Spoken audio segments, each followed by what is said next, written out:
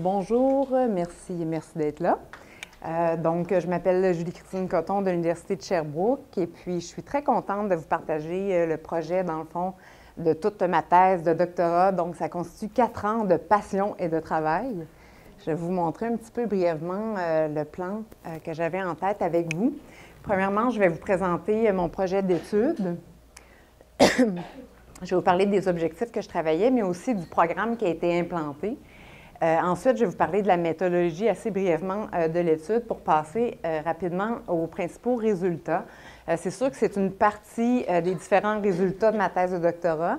Je vais vous parler des principaux enjeux qui ont été rencontrés lors de l'implantation et de l'adaptation du programme de prévention dans les écoles Innu. Je vais vous parler des principales adaptations qui ont été effectuées au programme. Je vais vous parler de la fidélité de l'implantation du programme original versus le programme adapté. Puis finalement, je vais dresser un petit bilan préliminaire des résultats. Puis je veux me garder au moins un petit 5 minutes pour une discussion avec vous. Soyez à l'affût, s'il vous plaît, parce que j'étais heureuse d'apprendre qu'il y en a qui sont en milieu autochtone ou qu'ils travaillent un petit peu connexes à ça. Donc, je vais avoir besoin de vos idées à la discussion parce que j'en suis à un stade dans ma thèse où je réfléchis mes résultats beaucoup, j'essaie de donner un sens à tout ça. Donc, je vais aller vous solliciter à la toute fin. Donc, c'est sûr que la consommation et l'initiation précoce aux psychotropes, c'est rapporté dans plusieurs communautés autochtones. Je pense que je ne vous apprends rien. C'est dans la population générale aussi. Mais chez les Inuits aussi, ça a été d'ailleurs un des sujets de ça a été le sujet de mon mémoire de maîtrise où est-ce qu'on est allé dresser les prévalences de consommation chez les enfants autochtones. Et puis au doctorat, j'ai décidé de me centrer sur la prévention. J'avais envie d'aller dans le positif, justement, dans des actions concrètes pour voir qu'est-ce qu'on peut faire avec des données comme ça. Et puis, chaque année, dans les écoles, partout, dans toutes les écoles au Québec, les écoles autochtones, on n'y échappe pas, on déploie beaucoup d'efforts de prévention. Le problème, parfois, dans les écoles autochtones, c'est que les programmes qu'on choisit ne sont pas nécessairement adaptés à la culture autochtone. Et puis, souvent, il y a aussi des problèmes d'implantation, surtout en contexte autochtone, où est-ce qu'il y a un roulement de personnel, par exemple, qui est beaucoup plus élevé.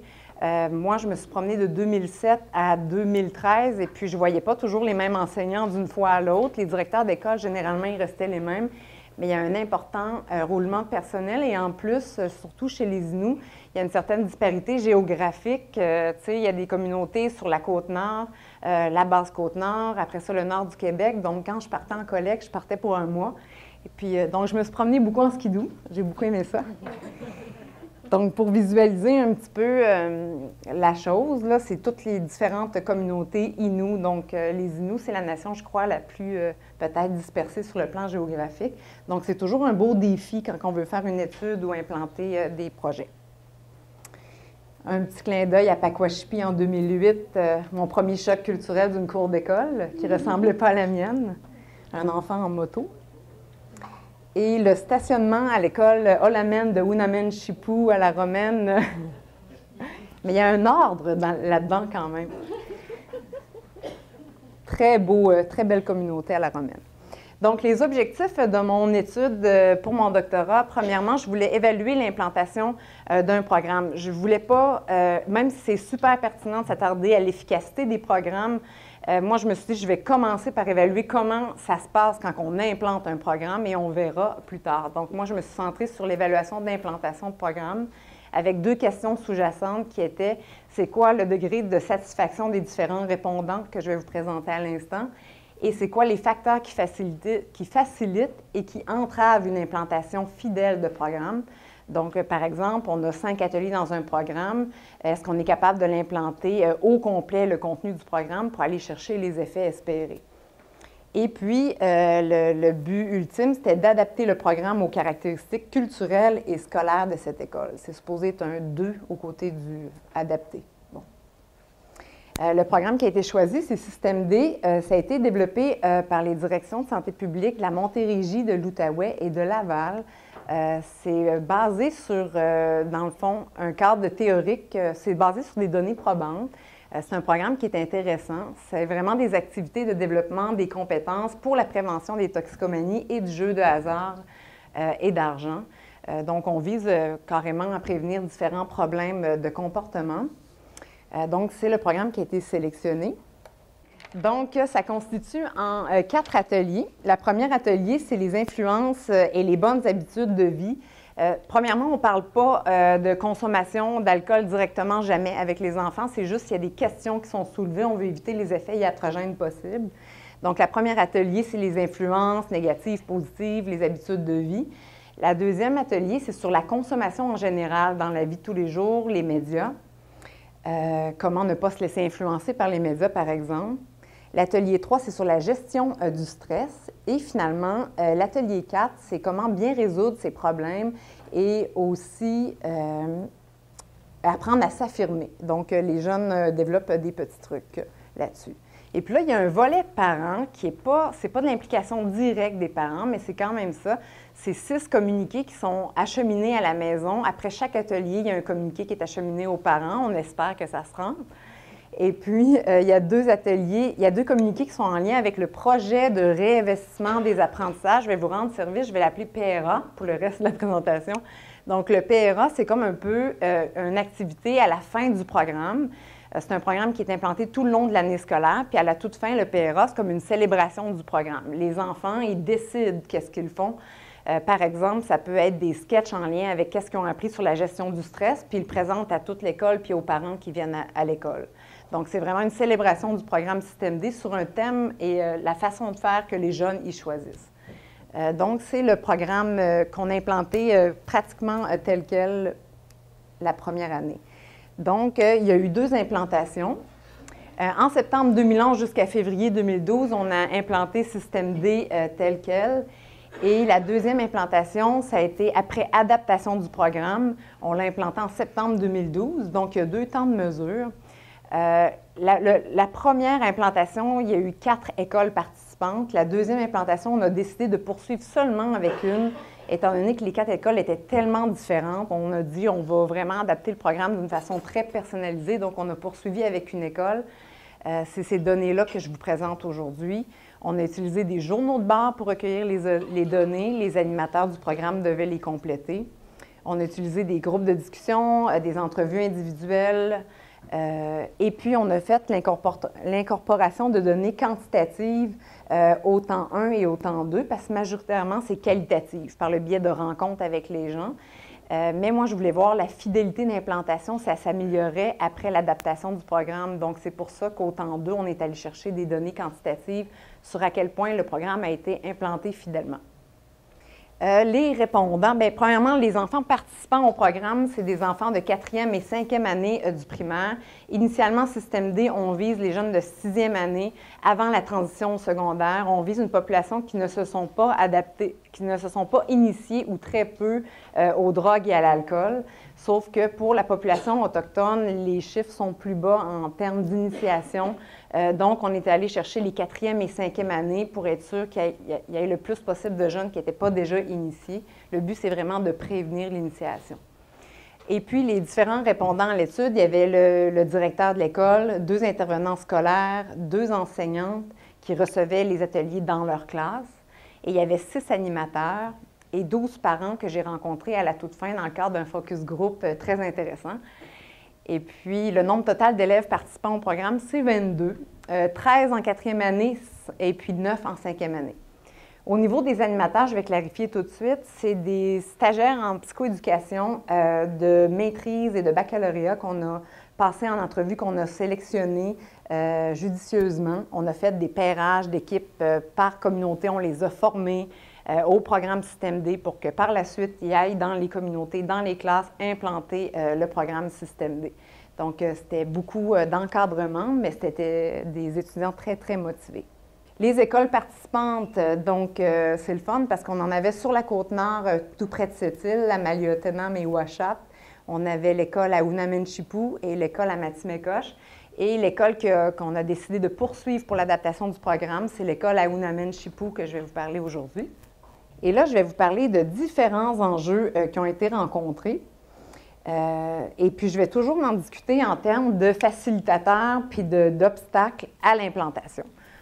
Et puis, quand on a regardé les différents facilitateurs et les obstacles en ce qui concerne la participation des enfants lors des ateliers du programme, ce qui sortait comme facilitateur beaucoup dans l'analyse des résultats, c'était lorsque des outils visuels et des techniques d'impact étaient utilisés, c'était vraiment facilitant. Puis je pense que je ne vous apprends rien quand je vous dis que les enfants et nous sont plus kinesthésiques, il y a une façon d'apprendre qui est différente. Donc les animateurs, quand ils s'adaptaient à ça, puis qu'ils sortaient vraiment, ils allaient au tableau, ils dessinaient, ils faisaient des mises en scène, par exemple, ils utilisaient des techniques d'impact, c'était beaucoup plus facilitant pour la participation. De courtes pauses étaient nécessaires. Dans les journaux de bord, ça ressortait souvent. Une approche interactive, faire bouger les jeunes, les questionner. Par exemple, un simple PowerPoint ou un quiz où ils doivent répondre le plus vite possible, c'était hyper gagnant, les jeunes étaient enflammés. Au niveau des obstacles, ce qui ressort beaucoup, c'est le manque de temps. Vous allez voir, dans l'adaptation, on en a pris compte beaucoup. Il y avait trop de contenu pour le temps qui était alloué par atelier. La fatigue et la concentration des enfants, après 45 minutes, c'était observé, là, il y avait vraiment une baisse de concentration.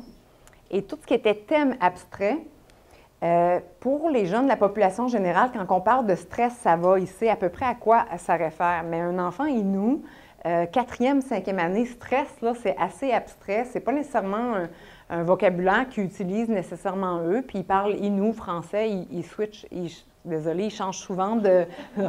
Comme moi, là, dans le fond, là. Donc, ils changent souvent de... Des fois, ils peuvent parler anglais, français, inou, là, dans à peu près une discussion. Donc, le verbatim d'un animateur qui nous dit, il ne savait pas c'était quoi le stress. Il connaissait les symptômes quand il vérifiait, mais le mot, il ne connaissait pas le mot. Donc, le stress, c'est un exemple en lien avec les thèmes abstraits dans le contenu des ateliers, l'atelier sur la gestion du stress. Toujours au niveau de la participation des enfants, ce qui facilitait, c'est quand les animateurs faisaient preuve de créativité. C'est quand, par exemple, j'ai un des animateurs que lui avait décidé d'amener sa guitare pour l'atelier de résolution de problèmes. Et puis, il animait les pauses avec des guitares. Donc, ça faisait en sorte que la participation était cotée beaucoup plus élevée pour cet atelier-là. Des jeux de rôle, des mises en scène entre les deux animateurs, ça aidait l'humour. Les enfants et nous, c'est des ricaneux, en tout cas, là, beaucoup, beaucoup. C'était apprécié. De l'aide individuelle, ponctuelle aux besoins, par exemple pour comprendre les termes. Et puis, des exemples selon leur intérêt. Comme ici, un animateur nous dit, ils ont retenu beaucoup de trucs sur les influences à cause du hockey. Donc, ils ont venu à bout de leur expliquer c'était quoi une influence positive, négative. Je n'ai pas les détails, mais ils ont fait beaucoup de liens avec le hockey. Mais bon, les Canadiens, ça a l'air que ça ne marche plus. Au niveau des obstacles, la langue, ça ressortait souvent au niveau des équivalences, le niveau de développement des enfants. On voyait une différence entre la classe de 4e année puis la classe de 5e année. Des fois, c'était des termes peut-être trop élaborés. Donc, un animateur disait, il essayait comme de se le traduire entre eux. On voyait peut-être des équivalents en inou, là, parce qu'il était plus vieux. 4e année, c'était vraiment plus vague, le mot influence. Donc, influence, c'était pas mal abstrait aussi. Les facilitateurs, encadrer les participants, on les aime beaucoup, il faut être drôle avec eux, mais il faut aussi être capable de discipline. Les animateurs qui étaient plus capables d'encadrement avaient des meilleurs résultats pour la participation. La présence et le soutien de l'enseignant durant l'animation en classe était rapporté très souvent par les animateurs. Au niveau des obstacles, il y en a un qui est assez cocasse, c'est des imprévus externes qu'on ne peut pas contrôler dans certaines communautés qui sont plus isolées. Le dentiste, il vient 1 fois par année, 2 fois par année, mais quand il vient, c'est là que tout le monde passe au dentiste. Donc, durant un des ateliers, après à peu près la moitié, comme le verbatim le dit, toutes les filles sont parties chez le dentiste, c'était l'heure du dentiste. Donc, malheureusement, au niveau de la fidélité d'implantation, à ce moment-là, on a dû lâcher prise et les laisser aller voir le dentiste, sinon il aurait dû attendre un autre 6 mois. La collaboration entre les enseignants et les animateurs, on a essayé de regarder ça un petit peu comment ça se passait. Ce qui facilitait beaucoup les animateurs, c'est quand les enseignants, ils donnaient un coup de pouce à la discipline. Ils étaient dans la classe, puis de temps en temps, ils aidaient pour calmer les enfants. Parce que les enfants, quand ils aimaient les ateliers, ils étaient en feu, là, puis ça décollait. Quand il y avait de l'aide au niveau de l'adaptation du contenu, quand on voyait que les termes, les enfants comprenaient moins bien, bien les enseignants, ils les connaissent bien, donc ils étaient capables de reformuler et puis soutenir l'animation aux besoins. Un animateur nous dit « Il était bon, en parlant des enseignants, il était bon pour donner des exemples proches des jeunes, vu que c'est quand même leur élève. Ils les connaissent bien. Puis pour reformuler des choses dans un langage plus compréhensible pour eux. » Les obstacles, les aménagements d'horaire. La première année, ce qu'on a fait, c'est qu'on est arrivé avec un horaire prédéfini. Hein. Nous autres, on a débarqué puis on a dit l'atelier 1, ça se passe là. L'atelier 2, ça se passe là. Donc, on s'est vite rendu compte que ce n'est pas comme ça fonctionne. On en a tenu compte pour l'année 2. Les enjeux académiques, par exemple, un atelier juste avant la semaine de remise des bulletins. L'enseignant, il a la broue dans le toupette, il est stressé pour les rencontres des parents, les élèves aussi, donc ce n'est pas l'idéal. Dans certains cas aussi, il y avait la fatigue ou la motivation des enseignants. On a considéré, ce que j'ai oublié de vous dire, c'est qu'on a quand même considéré dans les répondants les 6 animateurs qui ont fait les 4 écoles. Tout le reste des répondants, c'est juste pour l'école concernée. Donc, dans une des 4 écoles qui n'est pas l'école concernée, il y avait un enseignant qui était plus fatigué, ça arrive, là, ils ont beaucoup de tâches, et puis ça a quand même eu un impact dans le cadre de l'implantation du programme. Et puis, ça en est même venu à ce qu'il a changé, il est parti en cours d'année scolaire. Puis les animateurs disent ils voulaient qu'on garde sa classe, il était tanné, il trouvait ça difficile. Puis des fois, il s'en allait, il partait de la classe. Donc, c'est comme si l'enseignant, pour lui, c'était un moment de répit. OK, enfin, il y a du monde qui vient de prendre le relais dans ma classe, je vais aller souffler un petit peu. Sauf que pour les animateurs, pour eux, c'était plus stressant pour l'implantation. Donc, c'est tous des petits détails qui ont des effets. Facilitateur, c'est l'intérêt des enseignants, malgré leur surcharge de travail, ils ont un intérêt à contribuer au programme. Ça a été soulevé par les 6 animateurs. Et puis, ce qui était facilitant pour eux, c'est qu'on leur laisse le temps de s'adapter puis d'observer un petit peu avant les ateliers en classe, avant de décider à quel point ils s'impliquent ou pas. Les obstacles, ça c'est intéressant.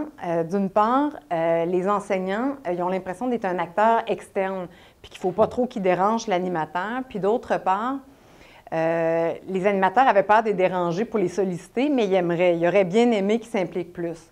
Donc, ici, on a 2 verbatims. Les enseignants, ils disent, c'était des personnes de l'extérieur qui venaient. Moi, faire un thème avec mes élèves, ça n'aurait pas eu la même écoute, je suis certaine. Donc, il y avait l'impression que le fait que c'était peut-être un vent de fraîcheur, des gens de l'extérieur que les élèves ne connaissaient pas, ça faisait en sorte que ça levait plus. Tandis que les animateurs, ils disent, quand la prof de 5e, là, elle s'est plus impliquée, bien moi, j'ai trouvé ça vraiment aidant dans la classe. Donc, enfin, là, ça me donnait un coup de pouce. Donc, c'est comme ça, on avait peur de déranger, on n'osait pas. Puis les animateurs, ils n'ont pas beaucoup sollicité les enseignants. Pour rejoindre les parents et la communauté à travers le programme, il y a eu beaucoup de choses qui sont ressorties. Parce que là, n'oubliez pas, on a 6 étudiants en psychoéducation qui n'ont jamais été dans une communauté autochtone, puis qui débarquent dans une école, sont bien accueillis, ça va bien. Les enfants Inuits, ils les aiment beaucoup, mais les parents, ils les croisent de temps en temps, mais pas plus que ça. Donc, c'était intimidant pour eux. Mais malgré tout, ils arrivaient à faire des suivis téléphoniques. Puis, il y avait des contacts directs et verbaux avec eux. Par exemple, dans le cadre de la remise des bulletins, ils en profitaient pour aller leur parler du programme. Ils en profitaient pour leur dire qu'est-ce qu'ils faisaient avec leurs enfants. Donc ça, c'était vraiment facilitant pour les rejoindre. Et puis, il y a un animateur qui dit, les parents, je leur parlais au téléphone, puis ils étaient contents que je les appelle puis que je leur parle du projet. Ça avait l'air de les intéresser. Par contre, dans les obstacles, c'est que certains parents, ils n'ont pas de ligne téléphonique. Ce n'est pas quelque chose nécessairement qui les intéresse non plus.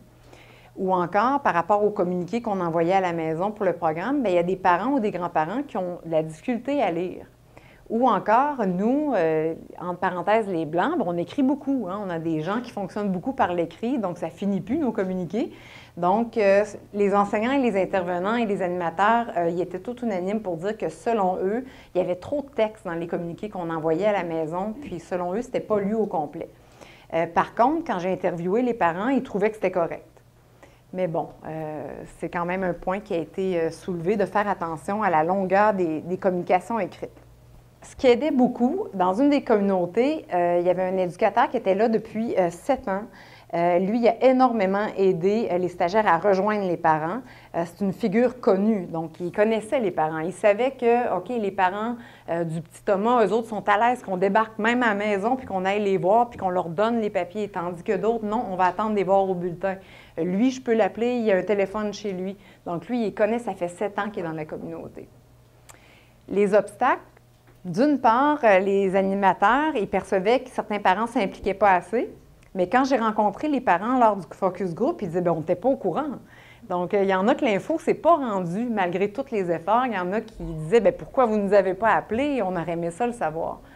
Donc, les animateurs, ils disaient qu'il aurait fallu se prendre d'avance, il aurait fallu demander encore plus d'aide de la part de la direction.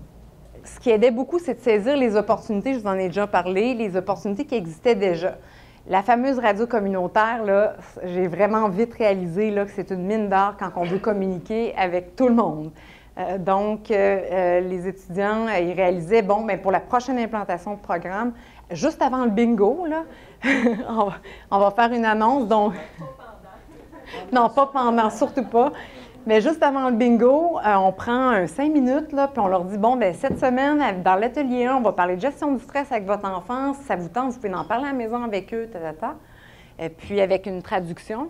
Donc, c'est ce qu'on a réalisé en cours de route. La remise des bulletins, c'est aussi une occasion en or de voir les parents puis d'aller en profiter pour leur présenter le programme. Et un animateur ajoutait, un chef de bande mobilisé, ça aidait beaucoup à la crédibilité. Dans une des communautés, le chef de bande était emballé par le projet. Il a même demandé à ce que des gens de la communauté assistent à la formation du programme. Et puis, il en parlait beaucoup. Donc, les stagiaires y arrivaient, puis les gens étaient déjà au courant que Système D était dans l'école. Donc, ça, c'était un grand facilitateur. Les obstacles, bon, des fois, les parents sont à l'extérieur de la communauté. À la relâche scolaire, là, à la romaine, c'est le calme plat. Là. Tout le monde sont partis. En tout cas, des fois, il y a des moments dans des communautés où soit on est parti à la chasse ou on est parti à cette île. Donc ça, on l'a vite constaté.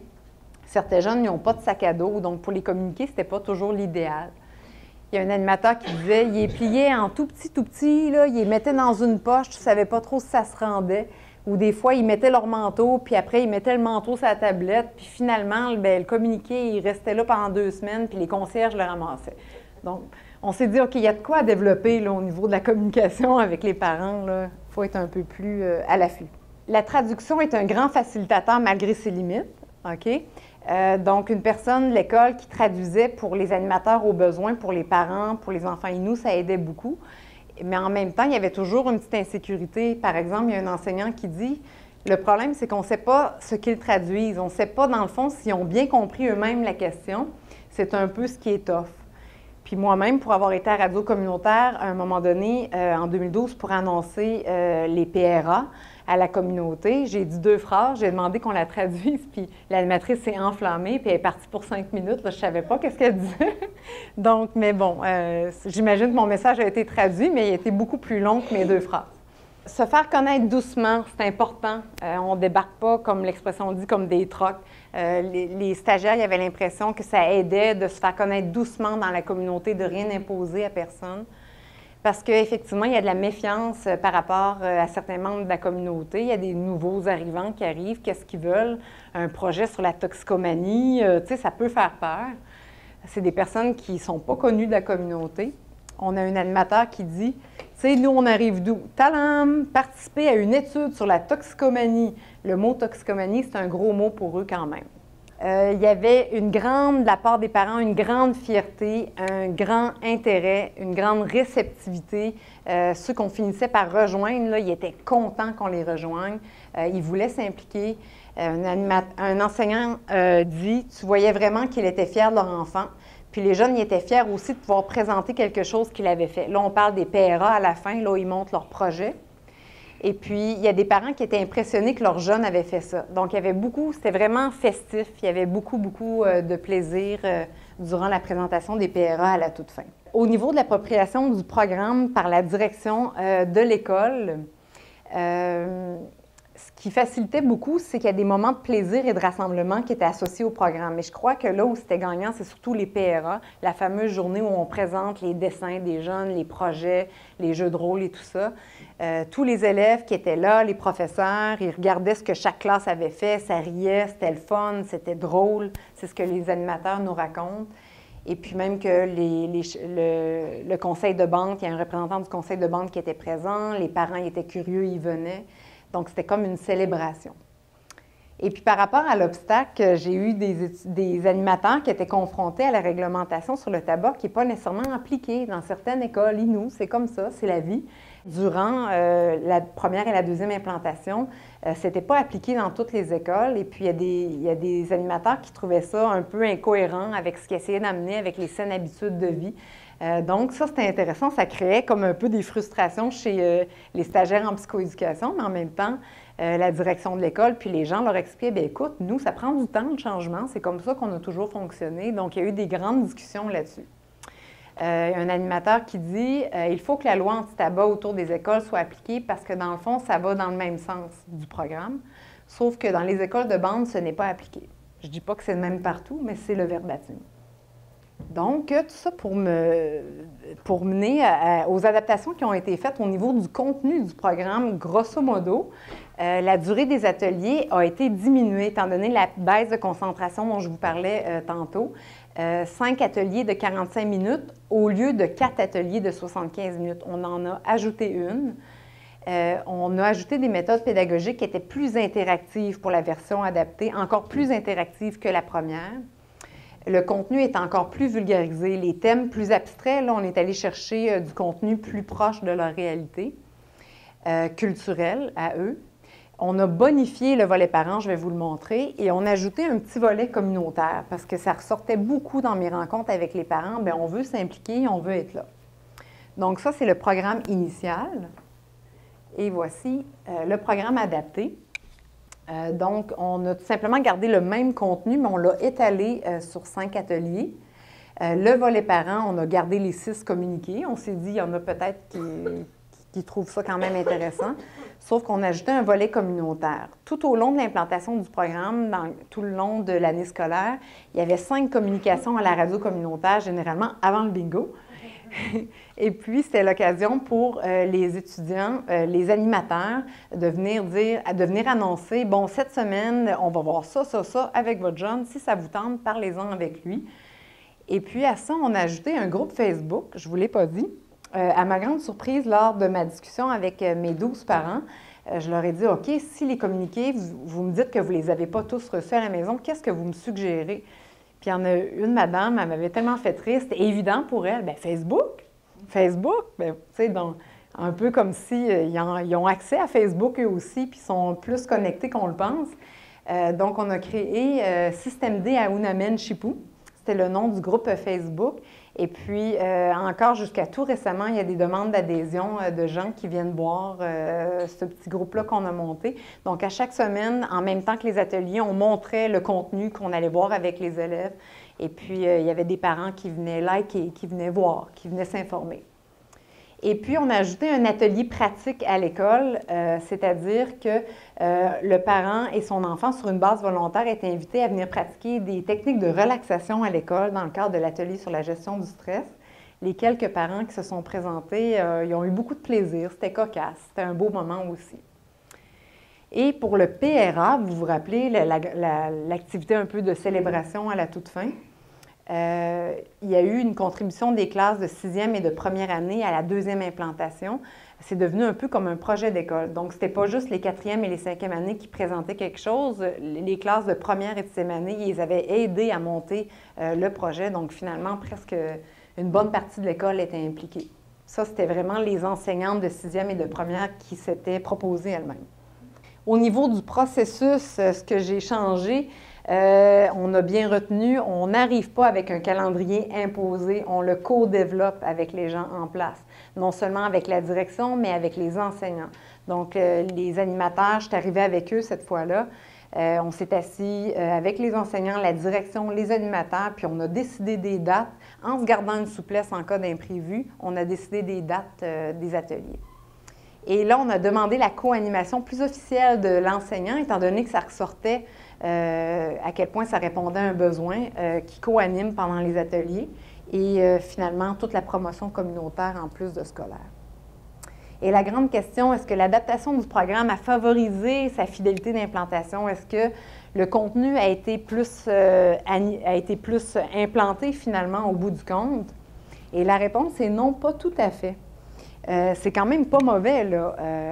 On est passé d'une fidélité d'implantation du programme initial de 93,4 à un 82 pour le programme adapté, mais compte tenu de tous les volets qui ont été ajoutés, on était quand même content. On trouvait que c'était quand même très bien. Ici, ça, c'est les détails de la fidélité d'implantation, le comparatif version originale versus adapté pour chaque atelier. Et puis, pour dresser, avant mes questions que je veux vous poser, un petit bilan préliminaire des résultats. Ce qu'on constatait à la lumière de ces résultats-là, c'est que, premièrement, adapter un programme, on trouvait que c'était nécessaire, mais c'était quand même pas suffisant pour assurer la fidélité de son implantation. Il y a d'autres choses à aller chercher. La supervision du processus d'implantation, tout au long de l'implantation, la supervision est super importante. Ce que je ne vous ai pas dit, c'est que la première année, je supervisais à distance les 6 animateurs à l'aide de Skype. Skype est super intéressant, mais a ses limites avec des connexions Internet pas toujours stables. Surtout mes étudiants qui étaient à Mathieu-Mécoche, puis mes étudiants qui étaient à La Romaine, ils trouvaient ça rough. Donc, ça coupait, on devait reprendre. Puis des fois, ils vivaient des moments difficiles parce que c'est quand même beaucoup de stress, implanter un programme. Et puis, je me sentais tellement loin d'eux, ça coupait le son. Des fois, il fallait fermer la caméra pour que le micro fonctionne. Donc, la deuxième année, ils sont quand même bien équipés, les écoles et nous. On est allé avec un système de visioconférence. C'était vraiment parfait. J'avais toutes mes équipes d'animateurs en même temps. Puis, il n'y avait aucune coupure. C'était un peu comme si on était dans la même pièce. C'était beaucoup plus humain. Donc, ça, c'était vraiment nécessaire pour les aider. OK, êtes-vous bien planifié pour votre prochain atelier? Avez-vous été faire votre promo communautaire? Vous êtes-vous assis avec votre enseignant? Il est toujours d'accord? Ça se passe-tu bien? Je leur donnais un petit peu... On faisait du troubleshooting. On essayait de résoudre des problèmes au fur et à mesure. Je réalise aussi que la supervision de l'adaptation aussi, bon l'adaptation et les processus sont importantes. Ce que je voulais dire dans tout ça, désolée, c'est pour aider à assurer aussi une récurrence dans le milieu. On veut que ça se passe bien, puis on souhaite que c'est ça le défi ultime, c'est que nous, on arrivait avec des animateurs, on les fournissait dans les milieux. Le programme a roulé, mais malheureusement, faute budgétaire, on n'a pas pu refaire ça l'année suivante. Et puis, ça prend des leaders dans les milieux pour revenir continuer ce projet-là, si ça les intéresse justement. Donc, c'est ça, c'est un défi central. Le contexte d'implantation dans un même milieu peut varier d'une année à l'autre. Il y a une année, on peut tomber sur des enseignants qui sont très soudés, très solidaires, très motivés. Comme une autre année, on peut tomber sur des enseignants qui se sentent surchargés par la tâche puis qui ne sont pas intéressés d'implanter un programme. Il y a un roulement de personnel, donc ça, c'était vraiment une réalité qu'on a découvert. La motivation des animateurs, mes 2 cohortes, ce n'étaient pas les mêmes étudiants, puis ils n'étaient pas nécessairement motivés au même niveau. Moi, je l'ai vu. Il y a des enjeux scolaires qui sont présents dans toutes les écoles du Québec, mais les écoles Innu aussi. Il y a des enjeux politiques. Il y a des enjeux communautaires aussi qu'il faut tenir compte. Un autre constat, c'est que l'implication et le soutien des membres dirigeants, autant à l'école que dans la communauté, c'est vraiment important. Donc, le chef de bande qui venait appuyer le programme dans une des communautés, c'était super aidant. Puis un directeur qui croit beaucoup au projet, c'est très, très aidant également. La communication avec les parents, on réalise qu'elle doit être planifiée plus concrètement. Quand, comment, par qui. Puis, finalement, il ne faut pas sous-estimer l'importance du sentiment d'appartenance relié à un tel projet d'implantation. À Olamène, les enseignants impliqués étaient tellement fiers de ce qu'ils avaient fait. Si vous auriez vu leurs yeux qui brillaient au PRA, j'étais présente aussi. Ça devenait carrément un projet d'école. Donc, puis ça ressortait pour l'appropriation du programme au niveau de mes entrevues avec la direction. toute l'importance aussi d'avoir du plaisir, des moments de rassemblement à travers le programme. Ça ressort beaucoup, beaucoup. Donc, il ne faut pas sous-estimer le sentiment d'appartenance relié à un projet d'implantation de programme. Et avant de vous poser mes questions, j'avais une petite anecdote. Des fois, je prends des notes dans mes périples là-bas. Donc, juste pour rire, une conversation avec un enfant d'Unamen-Chipou. L'enfant me dit « T'as-tu des enfants? » Moi, « Ben non, pas encore. »« T'as-tu un amour? » Non, non plus. Il dit « Coudonc, t'as-tu une mère au moins? » Hey, j'étais un extraterrestre, là. Il était vraiment exaspéré. Ils sont tellement sont candides, c'est des beaux enfants. J'aime beaucoup les enfants aînés. Et puis là où j'ai besoin de votre aide pour réfléchir, s'il vous plaît, gênez-vous pas, j'ai 2 questions pour vous. Dans l'optique d'améliorer la fidélité et la récurrence, qu'un programme revienne d'une année à l'autre, un programme de prévention en milieu scolaire autochtone, comment on peut assurer une bonne mobilisation scolaire et communautaire, et puis comment on pourrait pallier l'important roulement de personnel dans les écoles Innu. Peut-être que vous allez avoir d'autres suggestions qui n'ont pas nécessairement rapport avec ces questions-là, mais je serais très intéressée à avoir votre feedback. Merci beaucoup.